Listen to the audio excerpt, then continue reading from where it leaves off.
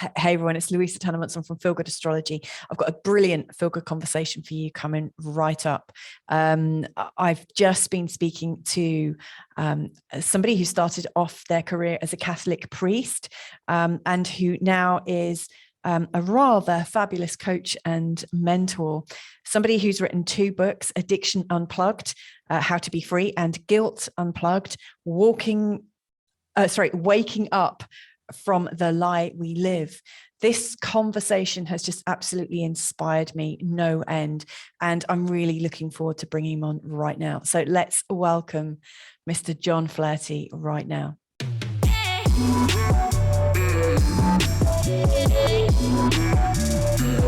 I wanted to bring you on as soon as I could, and I was delighted that you agreed. It's amazing. So I want to dive into how you got into the field that you're in, because you've written 2 books, Addiction Unplugged, How to Be Free, and then obviously Guilt Unplugged, Waking Up from the Lie We Live. I love that title. How did you get into the whole addiction and guilt game? Right, yeah. The addiction thing came a little later in my professional career.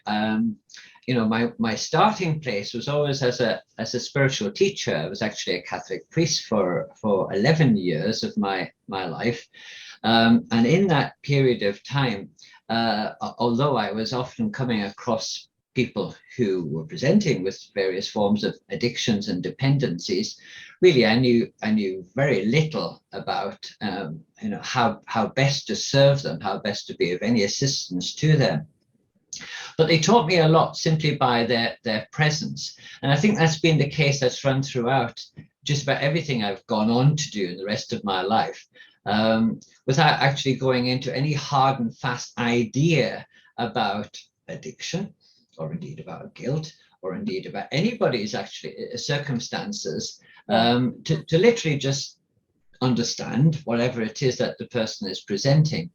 And what I noticed, I think, Louisa, right from the very beginning, that those who were struggling and often presenting different forms of dependency, what we sometimes call addictions, had often been very hurt, had often, struggled with pain of one kind or another, usually emotional pain, and for the most part, therefore, quite unaddressed. Most people's emotional pain often does go very much unaddressed. We think in terms of a person's mental struggles, but we forget the all-important aspect of the emotional. And I suppose, just in quick answer to your question, that's where I always felt myself homing in. The spiritual was always important to me. In other words, the wider dimension, in order to be able to understand myself, and indeed to make different sense of life through that whole kind of different perspective and different projection. But to realize, of course, that every individual's experience of their own life, and indeed the outer world, that which you might call the wider or the spiritual existence that we are all in, is very, very different for every single person. And some of the times that people will manage that very easily. For me, it always came readily and easily. It was a niche, it was an expression, it was something that I always felt very comfortable in the world of, the spiritual expression of myself and of life. But I also realized, particularly I think with those who presented with addictions, that they mightn't have had the same form of expression as I did about it, but they definitely knew that there was so much more than they'd come to experience in life. They knew it was there. They had a deep knowing. And that's what I've always loved and continue to love and really go into more depth with. As I entered the whole field of addiction, became, as maybe people consider me now, to be a specialist, maybe even an expert in that field. But really, it's an expertise about, as far as I can see, just understanding people differently, being ready to do that, and recognizing that in every instance, the person who has struggled the person who has been in deep pain, the person that has had emotional challenges and have reached to some form of being able to soothe or help take the edge off that struggle, they're desperately looking to make more sense of who they are, what life's all about. What is it that they've somehow or other missed completely, or that they were denied the opportunity of, and that search continues. They might not see it quite as clearly as that at first, but I've recognized that that's what's really going on in every individual who's going through what we call addictions. And just you mentioned the two books that I came to write along the line. Addiction Unplugged, How to Be Free was the first book, but that immediately really led on to what I think is its companion, in a sense, because it's understanding guilt, which usually sits right at the heart of our struggles, because to my mind, guilt is the feeling, the sense, the idea that we could actually be so separated from the source of life that is sourcing everything, that which often enough people are quite comfortable to just simply call God. But when not comfortable with that, people maybe readily talk about it as the source. And many of your listeners perhaps will recognize one or other of those terms that feels right to them. Or several, I think. When we feel so disconnected from that, we've got to look at what that's all about. And for me, I've come to understand that as what most people don't think of when they use the term guilt. But for me, it's the sense that we literally could have said or done or not said or not done or enough that would make us in any way feel that we could literally be disconnected from that source that is literally living and breathing you and I right at this moment, without either one of us having to do anything about it. So it doesn't really make sense. We can't, I really do believe we cannot never be disconnected from our source, but we can certainly feel like we are. And when we feel like we are, it's a very lonely and very isolated place to be in, indeed. The place of addiction, the place of guilt and shame, which follows, they're places of real isolation and places where we can feel very much up against life. So just again, going back to how you opened and how you asked me, how did I come into all of this? It was recognizing first and foremost where there might have been instances in my own life where that could have been, but then readily being prepared to look at other people, to listen to other people, to hear what it was that they were presenting, and to spot just to what extent and how specifically they were maybe experiencing any sense of disconnect in their own lives. And it's been really a privilege for me to be part and parcel of other people's lives, to see if I can assist them to close that, illusionary as it may be, gap between the source, which sources everything, and that which is being sourced, as you and I are in this very moment. I love that answer. That's amazing.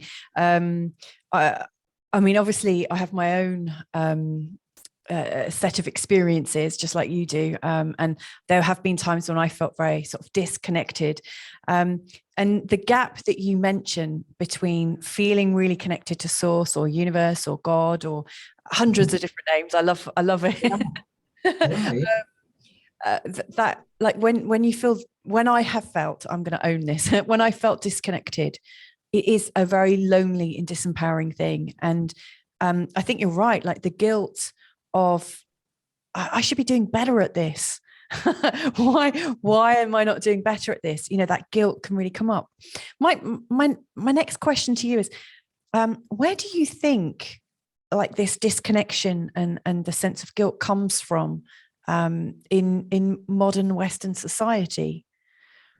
Like, you know, what age does it kick in, or what mechanisms do you think are in place that are destroying the connection or seed guilt, blame, shame, anger, hopelessness?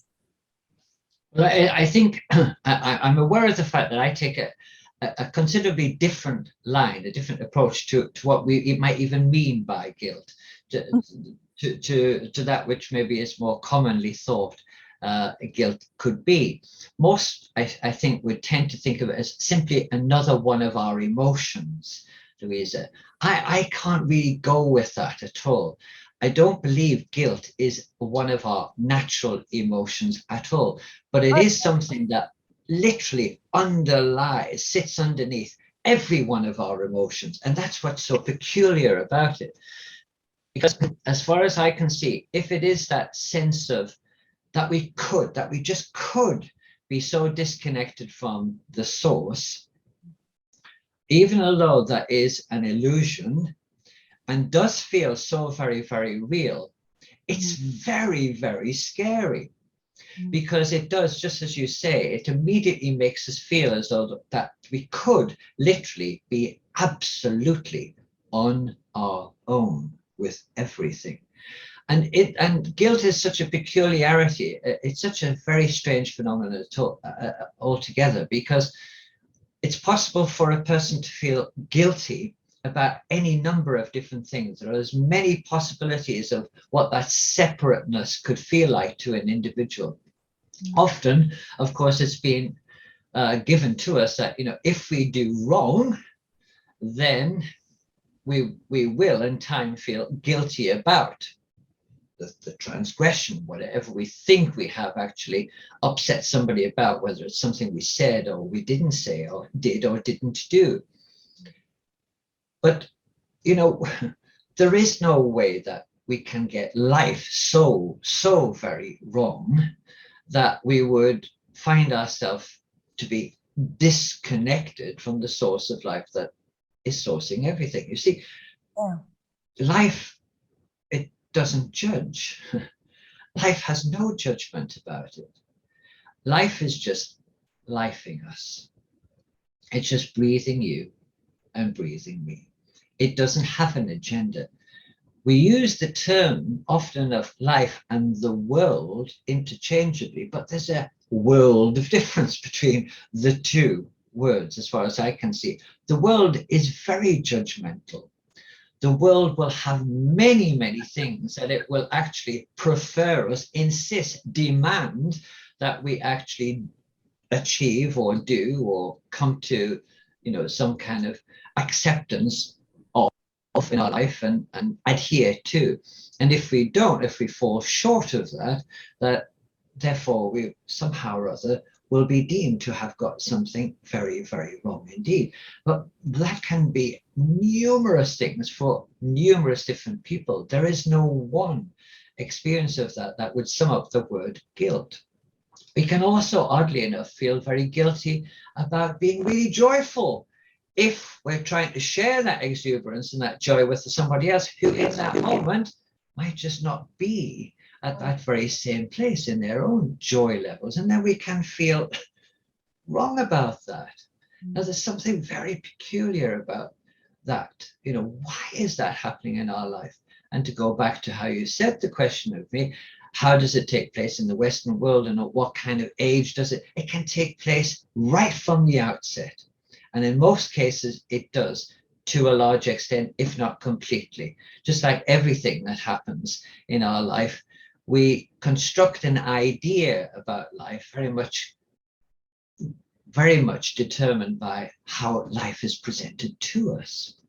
So when we're in the womb, 9 months, generally speaking, the length of time that we might be in our mother's womb, we're totally connected to the source. In fact, we're very much aware of that because we're not having to do a single thing, and yet we are being lifed. We're being fed, we're being nurtured, we're being cared for. We feel as safe and as near to the source of life that we could ever possibly be. And then something very dramatic happens as we come out from our mother's womb and we enter the world, and suddenly we have to start making sense of what is really often a nonsense about how we're expected to live this thing called life. And it'll be very much based on the environment into which we are born, into which we find ourselves. Because even if we have the most wonderful and loving parents in the world who might often and will often say to us, you know, we only want the best for you, don't you?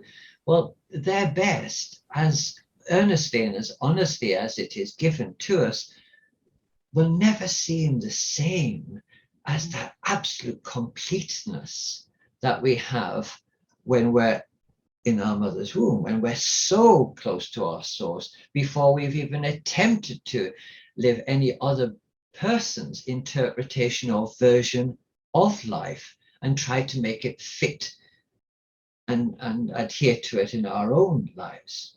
That there begins the struggle, I would say. After that, it's totally a question of how much more that's emphasized and re-emphasized and what other layers are put on top of that, because no sooner are we in the infant years of our life that it's time to go to school.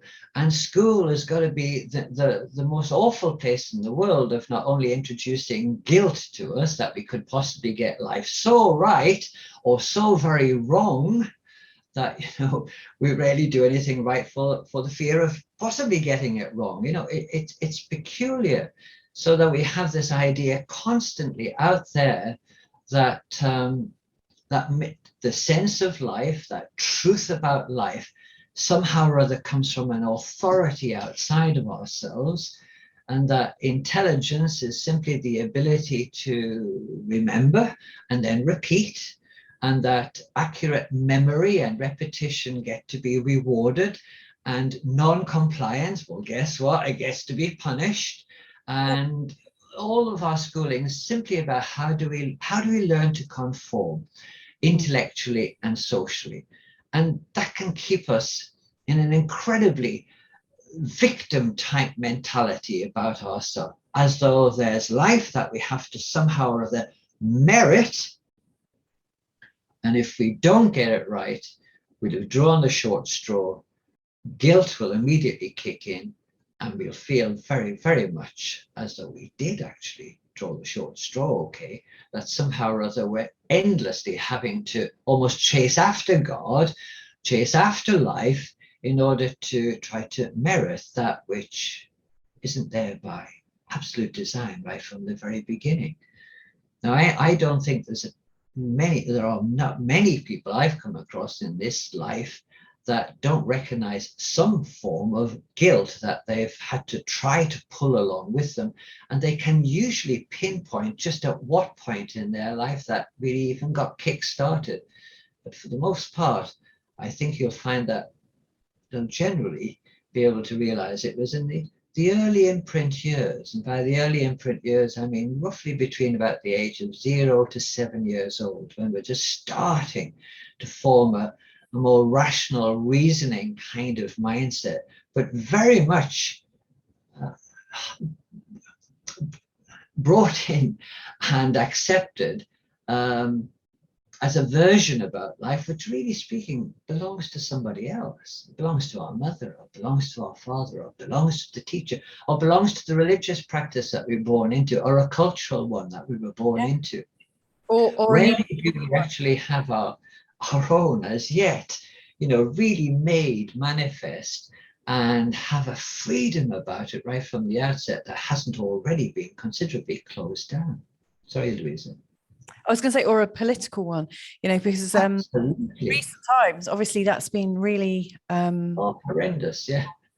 There's so much in what you've just shared there that I'd love to unpack. Only I didn't take notes, unfortunately. So I'm going to rely on my memory. Okay, sure. Well, we can dot around here, there, and everywhere, and you know, feel free to pull me back over and maybe explain a little bit better or differently what I may have said, you know, a little previous. So, yeah, feel free. That's absolutely my preferred way of doing these things. I noticed that you mentioned merit a few times. You know, like, you know. That to me, like if I was to put that in my own words, I'm hearing deservability, you know, that, you know, like we're working towards deserving more freedom, more popularity, more acceptance, more love. And if we're not feeling connected, we may feel very undeserving.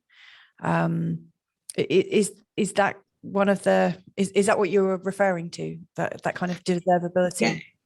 It's a strange, it's what I would really call that victim type mentality, where we do feel as though we've got to do whatever it takes just to simply win over or to draw somebody's approval. That without that, we would somehow or other feel less than, that we would somehow or other feel as though we weren't living life perfectly capably and perfectly well without having to have first received that permission from an outside source. And that's something that has been well and truly, it's been instructed. It's a learned behavior. It's a learned helplessness and a learned hopelessness it can actually become. I heard someone talking about a learned helplessness only a couple of days ago. I think it was a video I was listening to. I can't remember who it was now. I'm sure I heard you say it as well in the Connecting Consciousness talk that you did a couple of days ago. It's true. We are kind of indoctrinated into this learned helplessness. We're almost rewarded for doing that as well. How do we unpack? Like I mean, I'm a late mum, so I blossomed into motherhood in my late 30s, and I've got a 10-year-old, a 6-year-old, and a 3-year-old, and I'm raising my children as best I can, as all parents do, and I'm hoping that it doesn't take them the first 40 years of their life to unpack hopelessness or victimhood, or so how can we set the scene from an early stage? What have you seen work? Well, I think that's a very fine and wonderful question for a parent to be asking. In other words, immediately that tells me that you, Louisa, are wanting to look at it far more consciously, with much greater awareness, and want to take your responsibility as a conscious parent, 100%. So that's a beautiful, wonderful place to have developed within yourself, first and foremost. You may have, inherited much of that from your own parents, or maybe not.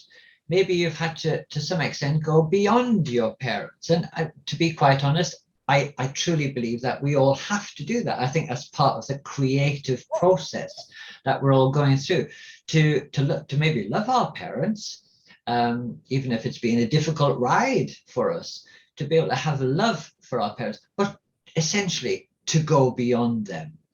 And if we can show and indicate by example how to do that in our very young, when we are parents, or when we are guardians, or when we are teachers of those in our care, it's going to be our number one responsibility to really instill the understanding that we could never possibly be separated from the source of life that's sourcing us. Okay, I really do think that's the essential starting place.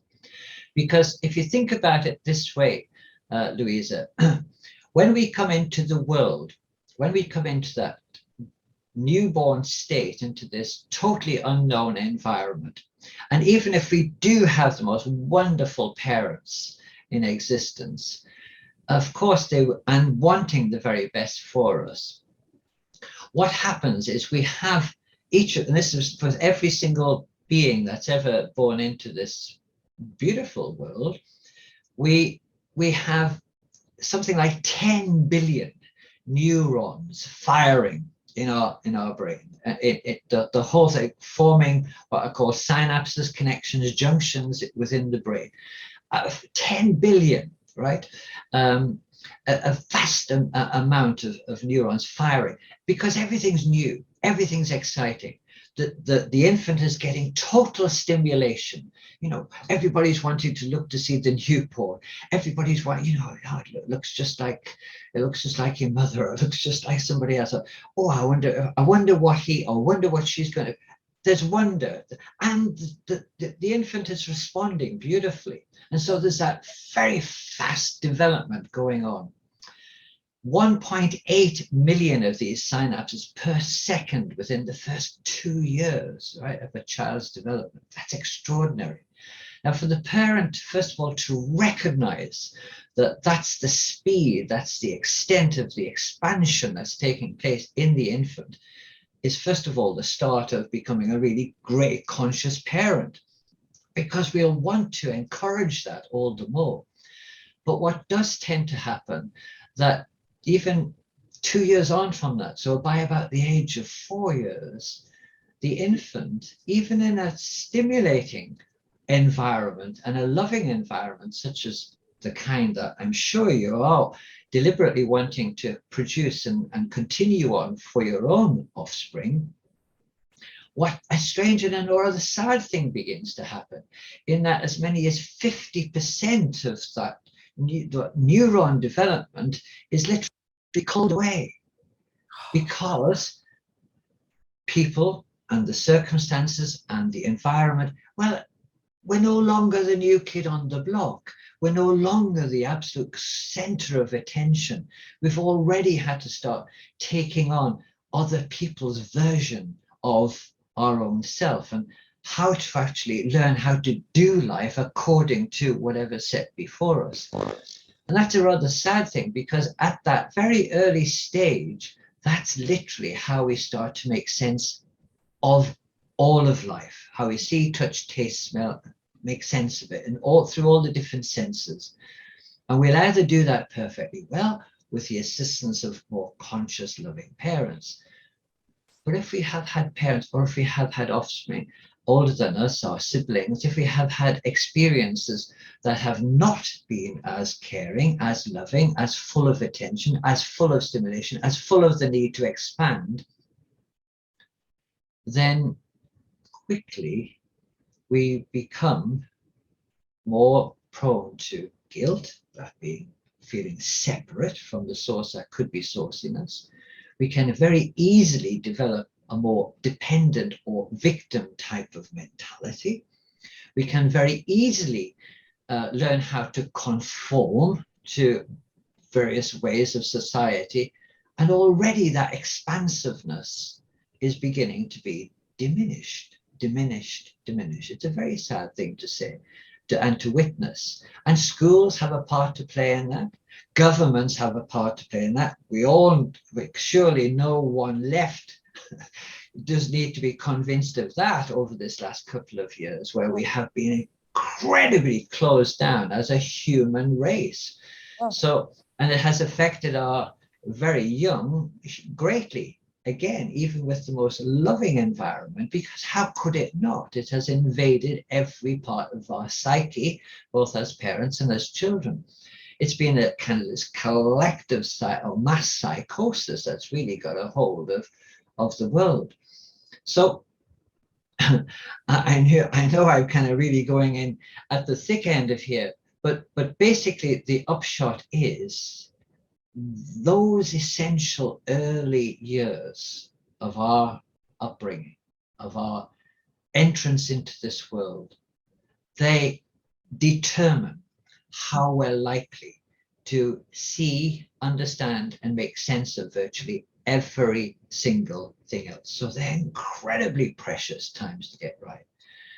If, and therefore, that's the case for everybody, can you imagine how more detrimental, therefore, it is to the child born into the environment where it has been very violent, maybe very abusive, maybe a lot of shouting, maybe being ignored, maybe being made to seem invisible, maybe innocuous remarks or off-the-cuff remarks that can make us just feel tiny without even the user of such words or such actions even being aware of it. And that, I would say, often enough has been the starting place of those that struggle later in life with things called addiction, and the overlay of guilt being big time part of that. And it's really all down to how we have lost sight of our essence and instead taken on somebody else's version of it, try desperately hard to make that other version work. But as a result of it, it's been the struggle And it continues to be the struggle. And we can only struggle so far. It doesn't take rocket science to understand addictive behaviors, because somehow or other we're going to want to lessen that for ourselves through alcohol or through smoking or through drugs or through gambling or through excessive shopping or through, you name it, we're going to find something or other just to self-soothe, just to take the edge, just to make life seem not wonderful, but just even less unbearable. You know? Yeah. And it's a very sad thing to witness. And yet, on every single case, bar none, and I've worked in this field of addiction for years and years by now, I can honestly say, hand on heart, that I've only ever known very beautiful people, very beautiful, usually very awake and aware people, but they've tried to keep their magnitude tiny in order to fit with the expectations of them, which in itself has been so immensely frustrating that they've had to break loose and find some way of just soothing the otherwise depth of pain that involves. So, it goes right across the board, and we'll each have examples of it to a larger or greater extent in our lives. And when we can pinpoint what has been happening and when we have been struggling, what that starting place could be, then of course that's when we can start to bring closure and healing proper to that. And it really does require that at whatever age we reach to be able to do that. And then again, in my experience of working with those who have recognized their addictive behaviors, but realize it's really just been the desperate search to know who they are and to disentangle that which they're definitely not from that, then that's when life really just can begin to take on a completely new perspective and avenue altogether opens up for the person who really is ready to become more conscious, more aware, more alive, and at last far more aware of their connectivity to the source that sources everything. And that's why I love the work I do, because it's beautiful to see dead people beginning to walk again, live again. And literally, I'm not over exaggerating that. The person has literally, died and then is able to literally be resurrected again. It's not surprising, really, that was my starting place all those years ago as a Catholic priest, teaching the Christ message, the beautiful Christ consciousness message, which really is all about how we cannot be disconnected from our source.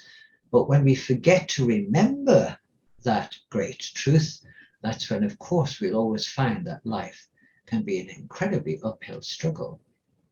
And there's nothing more wonderful, really, to be able to, for me anyway, to be teaching and reminding people. It's just a remembrance, really. It's not even a teaching, it's a remembrance. Remember the truth of who and what and all you are. Once a person really does begin to reinstate that truth, then the freedom arises, then the guilt can drop away, then the shame disappears with it, then the necessity to look to various forms of addiction or dependency take their more rightful place in life. That is absolutely incredible what you've just shared. On so many levels. Really, really beautiful. I'm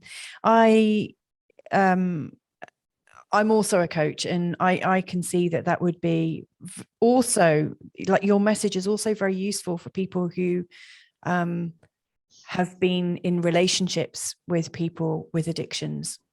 Yeah, oh, sure. It's about the addiction, the people who have the addictions themselves, but for, family members who have been sort of like, who found themselves caught in this blame, shame, guilt, addiction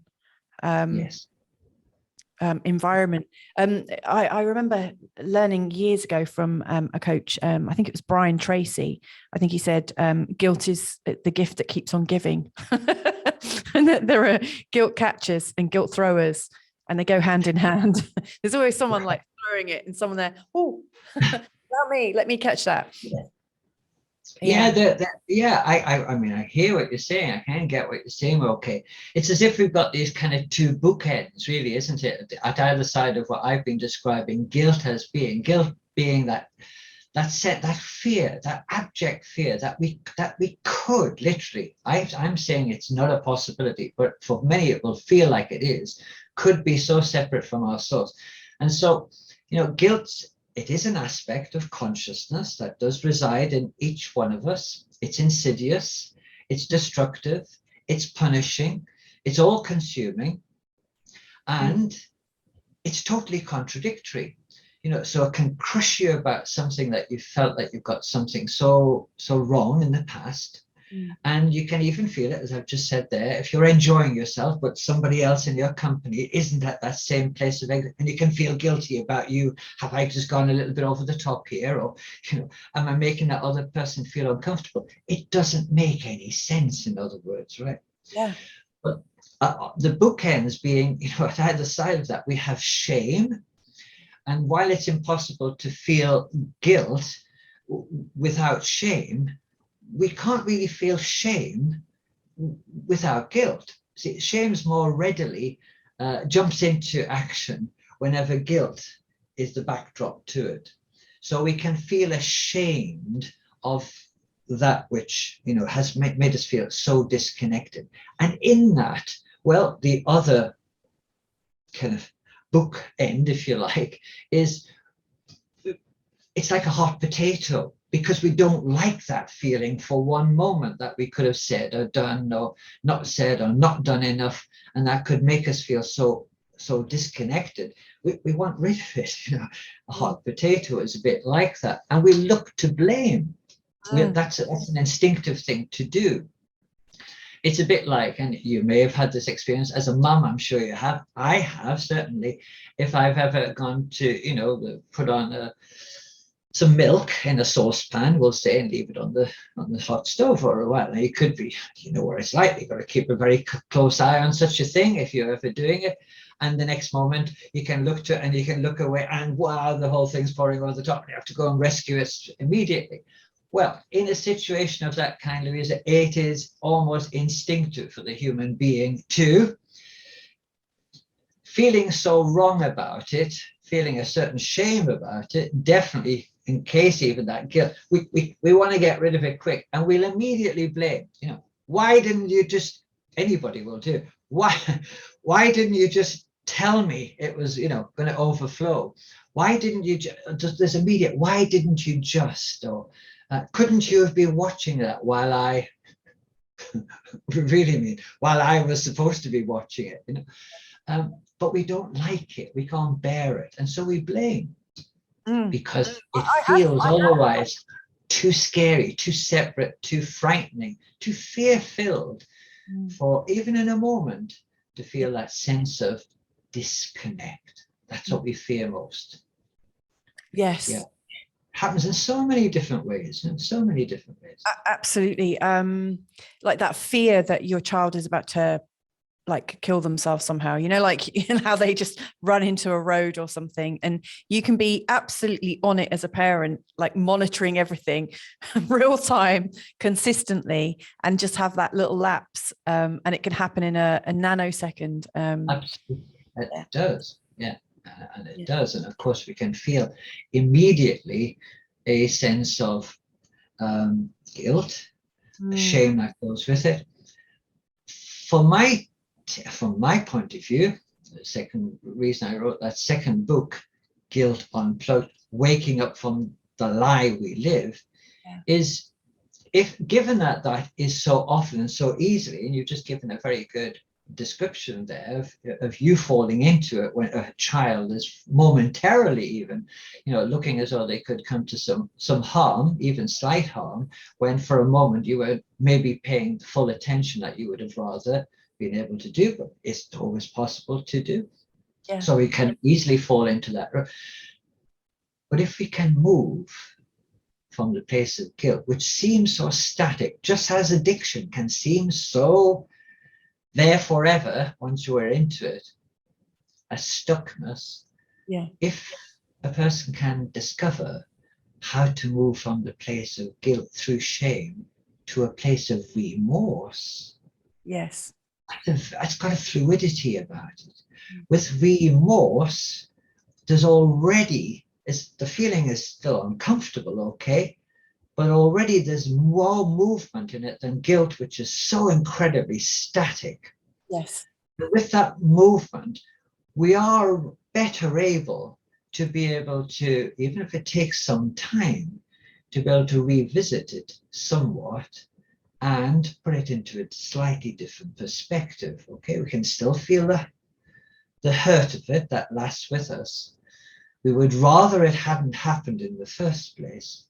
We would rather that we weren't punishing ourselves to quite the same depth and extent that guilt does. But there's a slight space, isn't there, between that guilt and remorse, which has got a little bit more movement about it. From the place of remorse, I believe it's possible to move to the place of regret. Okay, regret. And I discovered, as I was putting that second book of mine together, Guilt Unplugged, Waking Up from the Lie We Live, that when we go to regret, regret has its origin, the very word, from an old Germanic word, which better translated literally means re-greet. Oh, wow. Beautiful. It's just awesome, isn't it? Re-greet. Then you're back into the place of more expansive awareness. Okay, what is regret? Regret means, could I even have wanted to do or not done sufficiently at the time I did or didn't do? With the awareness I have now, could I even do or not do the thing that made me feel so incredibly guilty? Yeah. No, probably not. Why? Because I have more awareness about me, and I can re-greet that understanding, that acceptance of myself so very differently to the way it would have ever been made possible when I was just rooted in the depths of guilt. Because from the place of regret, we're able to return full circle to what I call return to the norm of the creator, and we feel the connectivity again.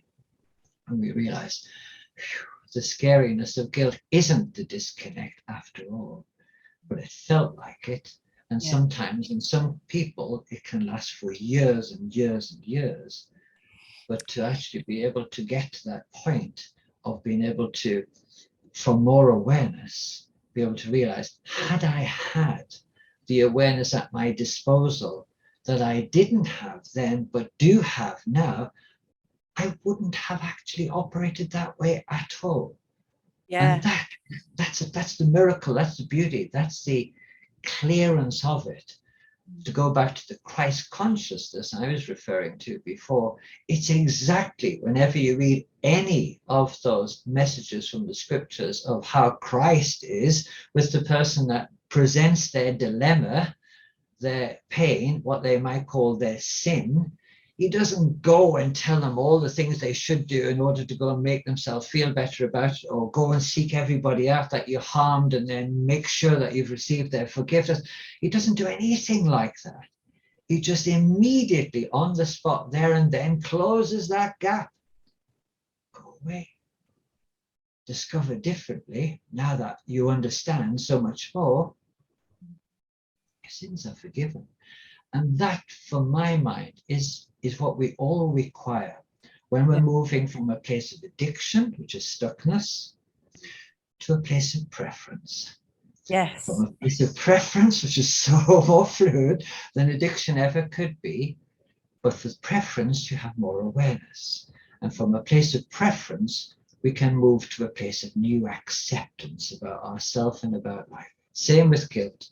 From guilt through shame to remorse, more fluidity about it, from remorse to regret, back to connectivity again. Very similar processes, very, very necessary. Through the means that are more readily available to us as humans, sadly, that teaching is very, very sparsely, hardly ever given to us, whether as a child or as an adult. And even the people who've gone through their various addiction programs, 12-step approach being the more common one, the more readily available one, I can't honestly say from my experiences with those who have been through those processes that they ever reach the particular place about their addictions, or indeed about their sense of guilt or shame that I'm describing to you today. They may never want to drink again or use substances again. That might be a great relief to them and to their family members. But to the extent to which they really evolve, really evolve past just the non-drinking, non-using, non-smoking, non-behavior, I don't know. I've rarely seen it. And I think, if anything, that's where it's not quite 100 years old yet, the 12-step approach to addiction. It's still very, very short a period of time. But to be still operating on that basis without something of that which I'm sharing with you today coming in on it, I think people deserve so much more, and so much more a widely encompassing understanding of their own real true worth, why the hurt, how inevitable it's come about because of that sense of disconnection, and how crucial it is to be able to gift themselves, love their own self back into life, literally begin to see things, their own self, through a very different lens to the one that had maybe been presented to them so much earlier in their lives. It's freedom. It's about freedom, ultimately, Louise. Yes, I mean, that's what I'm hearing here. I really love how you're talking about stuckness, because when you were talking about guilt or shame, like guilt and then shame, because like you say, shame has, there's something physical about it. There's something that's moving about it. But like guilt, to me, like if I was to perceive it, it's black and it's still, it doesn't move, it's rigid. And I take a lot of my cues from nature. And I noticed that plants are supple, they're flexible, they move with the wind, they flow with life. And as they're going through their end days, they start to get rigid. they lose the water, they lose the flow, they stop moving. And at some point they might crack. They might just wither back. They might just go back into the ground. We have an ascent, and we also have a bit of a decline. But I mean, there's a flow in life. There's a natural pattern, isn't there? And one of the things that I really think about guilt is, and any kind of stuckness, it's anti-life. It is killing us, because any stage where you are stuck and rigid and kind of bolted in place, any kind of stuckness, it is taking away from your vitality, because life is movement. It's the breath. It's that in and that out. It is. Yeah, it is. It literally breath in, breath out. Money in, money out. New experience in, new experience out. That is how life operates. It really is. Yeah. And we miss it. We can miss it completely. Well, I really, I know people who've gone through 12-step programs and who feel very free from it. I've also met lots of people who've gone through a 12-step program who say things like, and I can never drink again.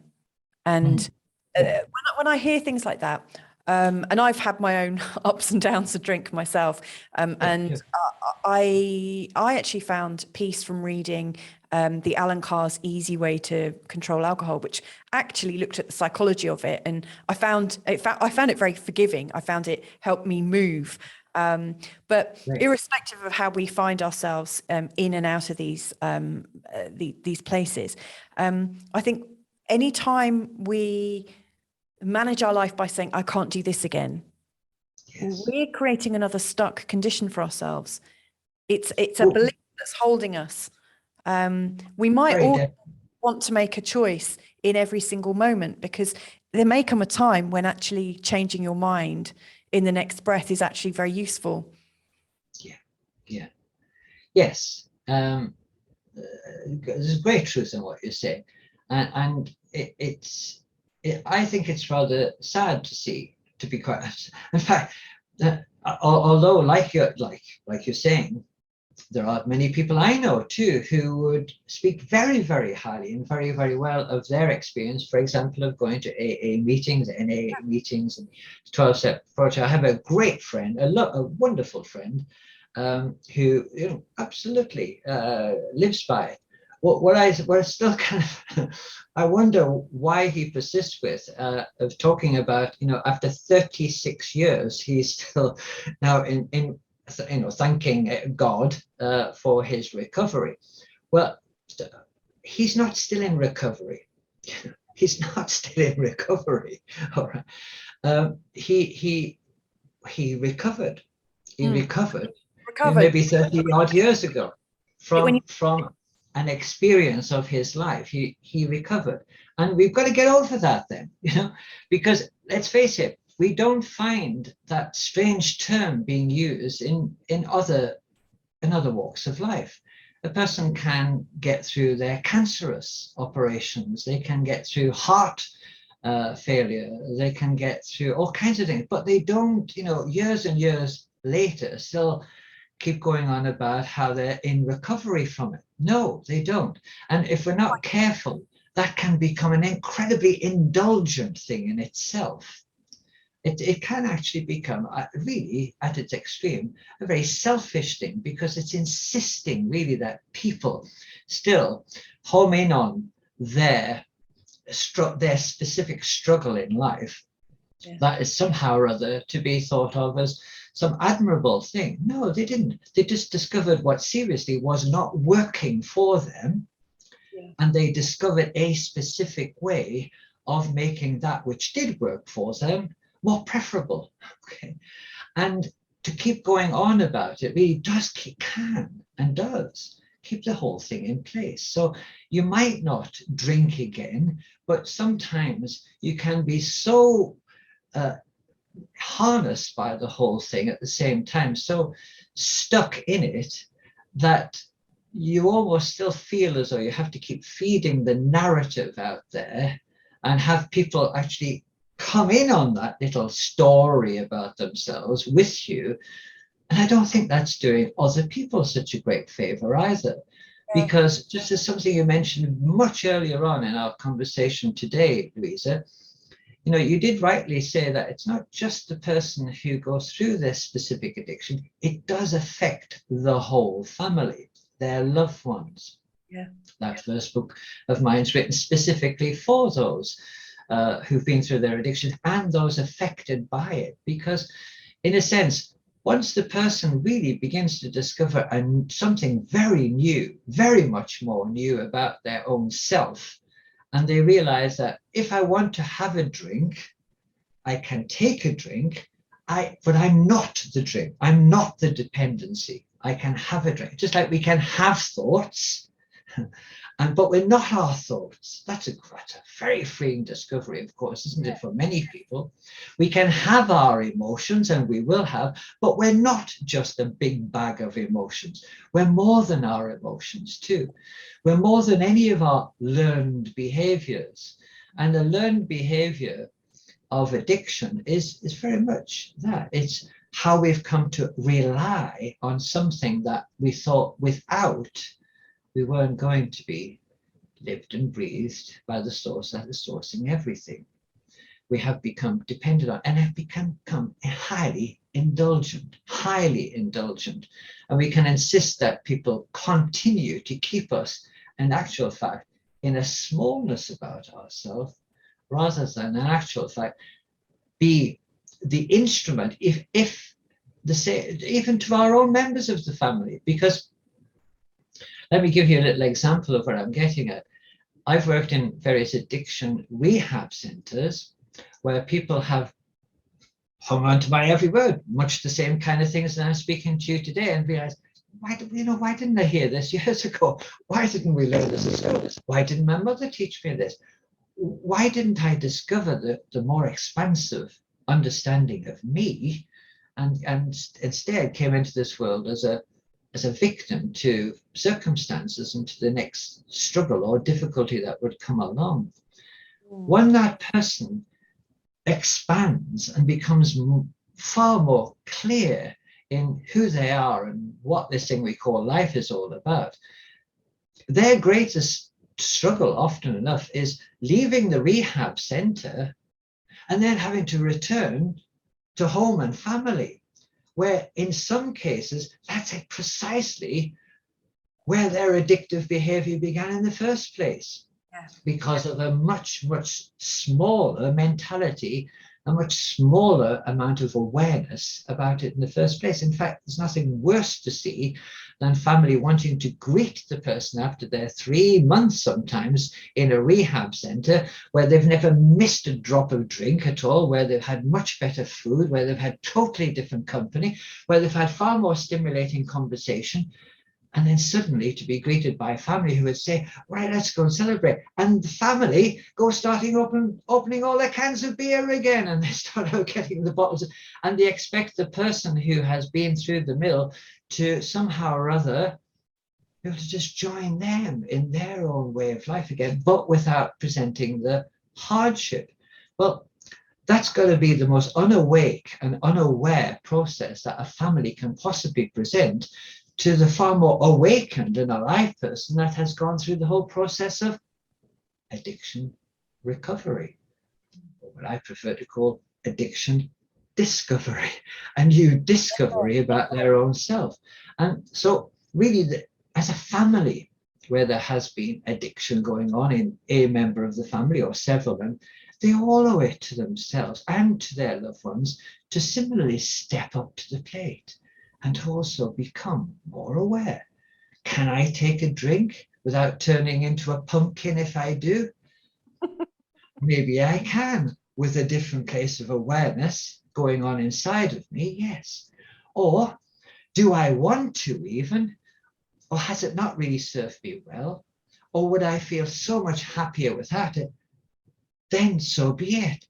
But the choice and the ability to select when we're more aware is far more available to us than just denying ourselves the fact that I used to love,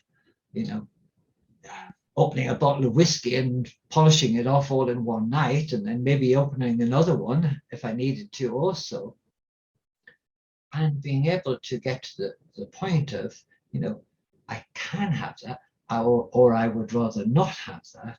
It served me okay, and I can enjoy it with a nice meal, but I don't have to if I really don't want to. But if we're denying ourselves and just thinking we're doing ourselves such a favor, well, there is a term used for it, and it's often people can become what we describe as a dry drunk. And by that, they might never touch another drop of alcohol, but they can be the most boring people on the planet to live with, because they have lost all sense of natural joy, because they still believe they're having to give up something. Yeah, and I think that's what we have to get rid of. We're not giving up anything that necessarily served us well, but we are actually introducing ourselves rather to something that was never properly introduced to us sufficiently in the first place, namely our more expanded awareness about ourselves. Oh, I could go round and round because I absolutely I really think we live in a world whereby sacrifice is seen as a good thing, and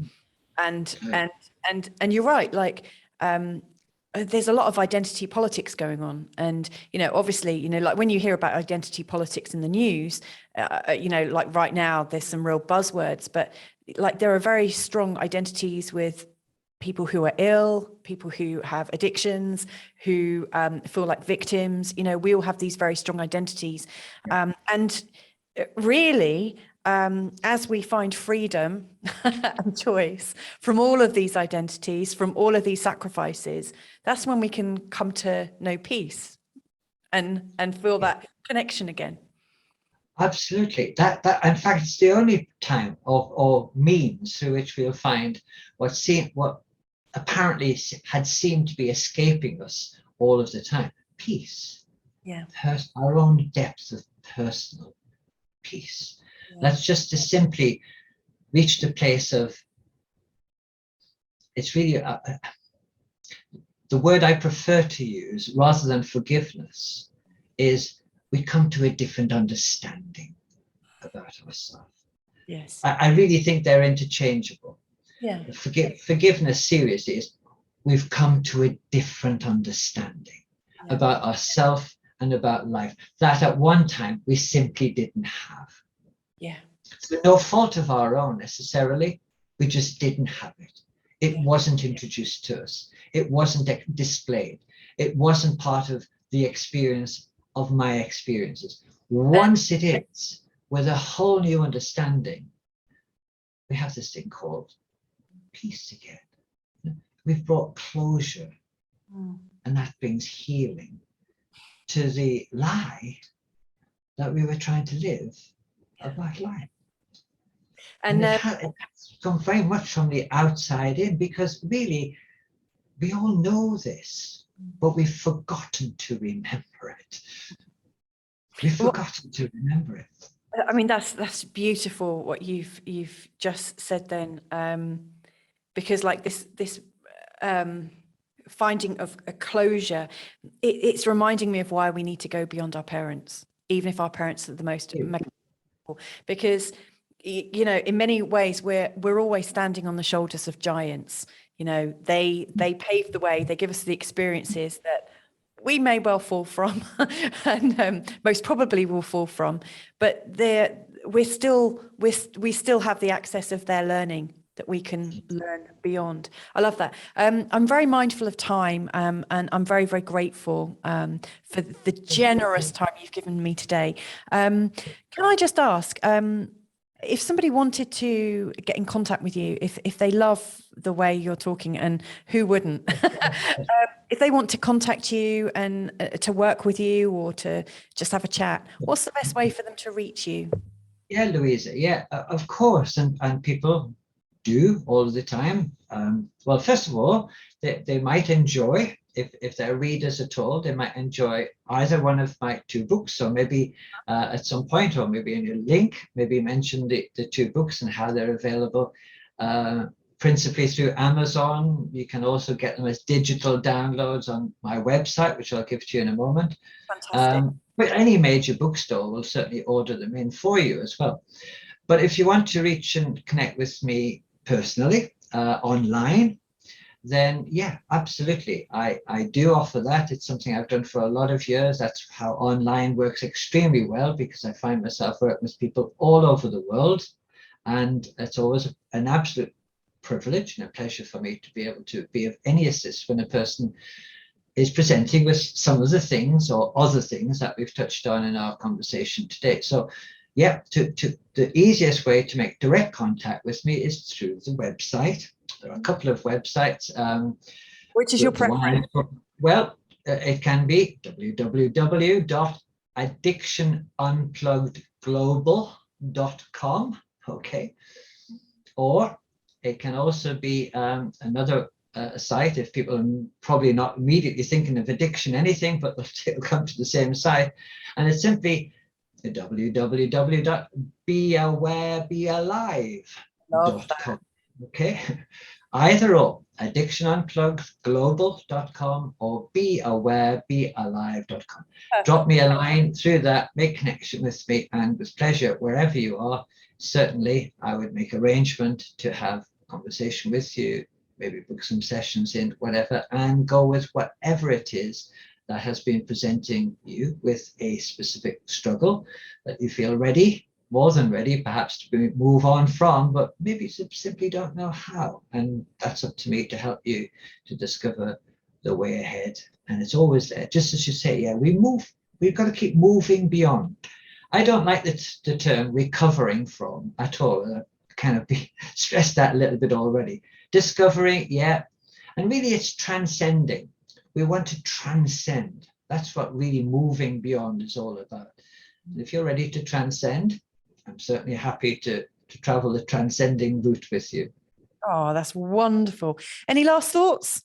Any last little, if you had one thought that could help anyone that's watching here today, what would that be?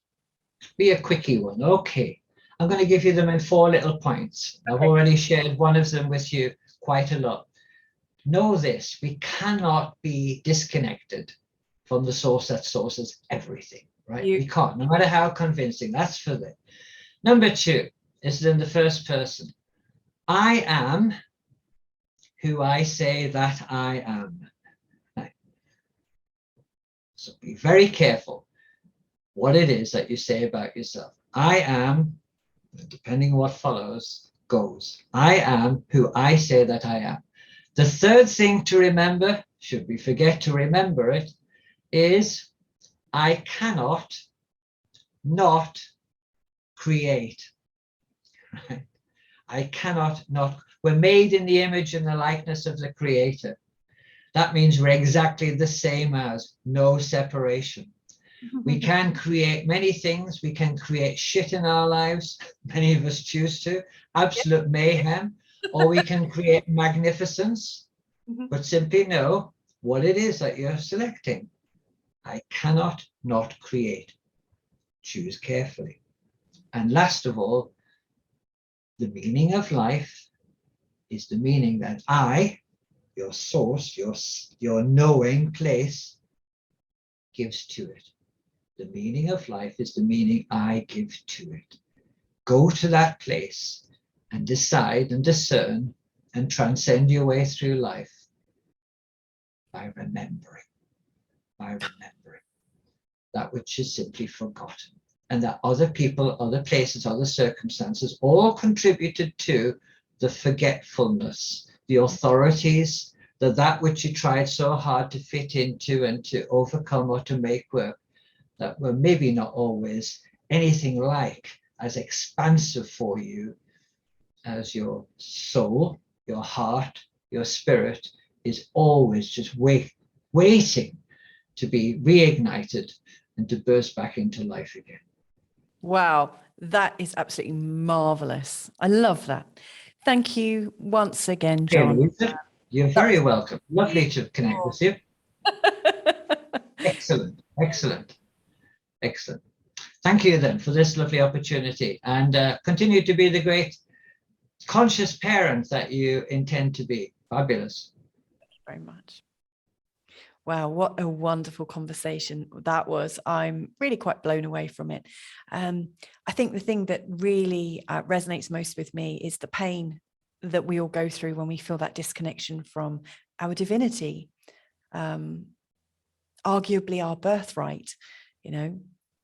I wonder what resonated with you. Let us know in the comments below. And also what else you'd like to listen to another time. I think I'd like to invite him back, actually. He's a really, really inspiring fellow. Anyway, if you want to get in contact with John, you can see all of his details below, links to how you can buy his book. But feel free to check him out at www.addictionunpluggedglobal.com or www.beawarebealive.com. Thank you so much once again for joining me. Please do come back again another day. Lots and lots of love wherever you are in the world. Bye for now.